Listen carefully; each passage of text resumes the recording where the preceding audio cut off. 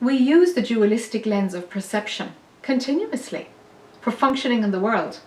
If there is me acquiring knowledge about something, what objectifies the world and enables us to function in it is the dualistic lens of perception. And so mind can know something.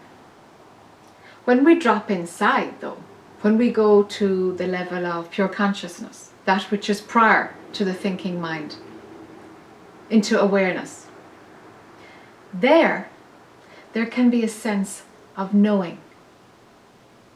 Mind knows that it doesn't know anything about it. Mind will say, I don't know. Or it will say, I know I don't know. Or it will say, it's unknowable. Because the knowing that is in the non-dual lens of perception doesn't have content. There isn't objectified information, objectified anything. There's just knowing itself and nobody there to know it. So us as pure consciousness abide in that knowing.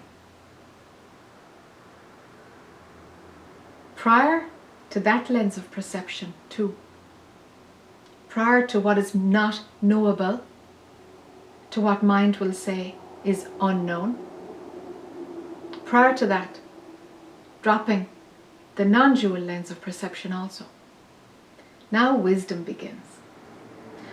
Now the contents of consciousness itself begins to break down. Now we can see that all identity, me as pure consciousness, me as the body-mind character, are false, are crutches in order to find some placement, to attach to some lens of perception. Drop it all. Let wisdom be cultivated and move further and further away from all concepts of what is known, of what is knowable, of what is unknowable, of knowing itself. Drop even that. Now we move towards freedom. Because the expression of freedom doesn't stick to any lens of perception. It doesn't adhere to any identity. There is no me which is pure being. There is no me that is absolute or essence or the Jack character. The identity itself is another concept. See through that one too.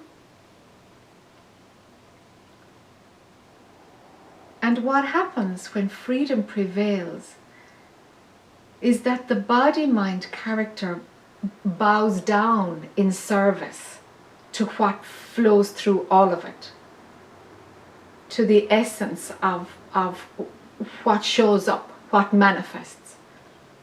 And you see, the body-mind will try to reap the rewards of it because it enjoys the peace, the stillness. That's available in the non-dual lens of perception.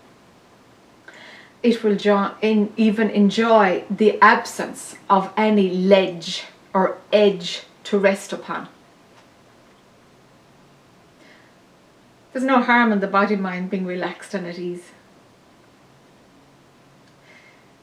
And there is an ease in living daily life when a wider view is always available, when the wider view is the backdrop to any lens of perception that can come in and come out according as is required by functioning in the world.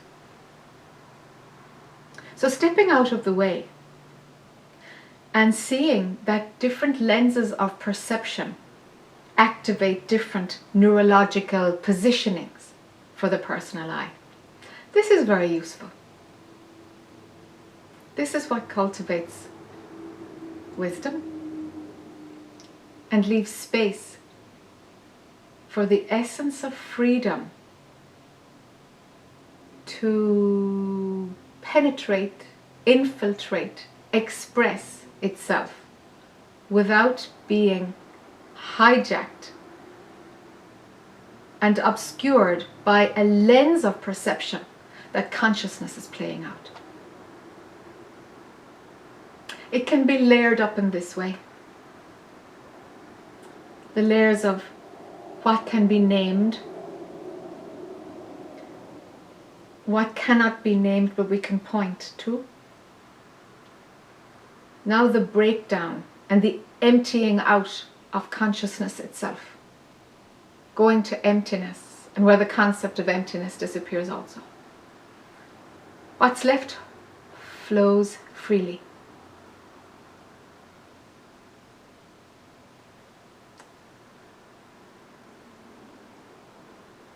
Why not? There is an ease. Something takes care of itself. It's like it's inbuilt in its own mechanism. It takes care of itself. And the body-mind is in service to that wider view.